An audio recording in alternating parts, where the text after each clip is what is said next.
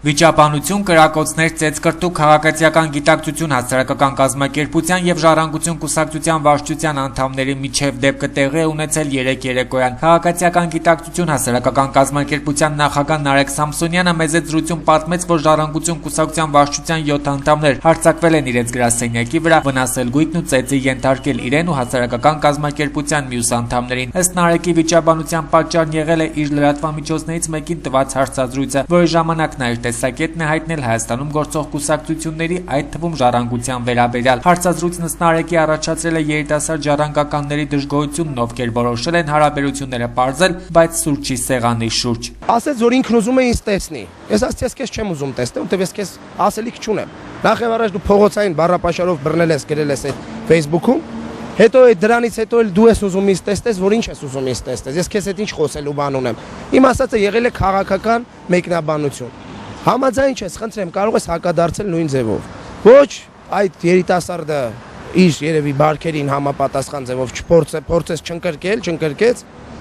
պարտադիր պահանջեց հանդիպում։ Երբ ըստ Նարեկի մի քանի անգամ Հովսեփ Ղազարյանը պնդել է հանդիպում, ինքը համաձայնել է, բայց ասել է, որ հանդիպում տեղի կունենա միայն իրենց գրասենյակում։ Նարեկ Սամսոնյանի խոսքով այդ ընթացքում, երբ իրենք հեռախոսով են խոսել, Հովսեփը հայոյախառն բառապաշար է օգտագործել, իսկ երբ ժառանգության անդամները եկել են իրենց գրասենյակ, միանգամից դիմել են ուժի, իսկ ինքն իրեն ամրացված գազային ատրճանակով փորձել է պաշտպանվել օդ կրակելով։ Եկել էին 7 հոգով, ամրակազմ տղաներ էլ կային իրենց հետ։ Իմ կարծիքով, եթե ժառանգությունը այդքան լուրջ մտայնություններ ուներ իմ հարցազրույցի հետ կապված, ոչ թե կարող էր այդ կիսաքրեական տարերին ուղարկել ինձ մոտ, այլ պաշտոնական հարցում ուղարկել։ 7 հոգով եկել են սուրճ խմելու հրավիրելու, ակնհայտ է արդեն, որ միտում կար ոչ թե սուրճ խմելու, այլ սադրանք իրականացնելու։ Բարձրացա վերև, ես ինքս զարմացա, մեր սենյակում 3 հոգով նստած էինք, մնացածը կողքի մասում խորհրդակցությունների սրահում խորհրդակցություն էին իրականացնում։ Հովսեփը վեր կացավ միանգամից առանց բառ ասելու, ով այլանդակություն անում ու հարվածեց ինձ։ Այդ ընթացքում տղերքը արդեն տեսել էին, որ 7 հոգի մարդ էր եկել, միանգամից այդ ձեների վրա մտան գրասենյակ, ուրեմն հենց մտնում են մեր, ուրեմն ովքեր մենք եղել ենք 7 հոգով, 7 մարդ է եղել, 3-ս եղել ենք մի տեղում, 4-ը եկել են հետո որ տեսել են այնքան մարդ է եկել։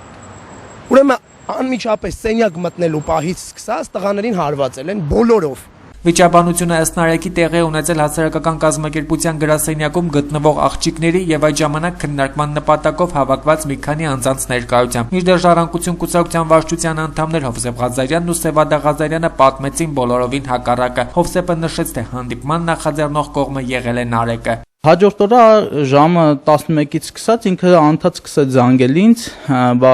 երբ կգաս գրասենյակ, երբ կգաս, արդեն ժամը 3-ի կողմերն էր, որ նորից զանգեց հերթական անգամ, երբ հարցրեց երբ կգաս, ասեցի արի հրապարակի մոտերքում մի սրճանում նստենք, խոսենք, սուրճ խմենք, Նարեկը ասեց, որ մեր գրասենյակում եւ սուրճ կա եւ հարմար տեղ է զրուցելու համար։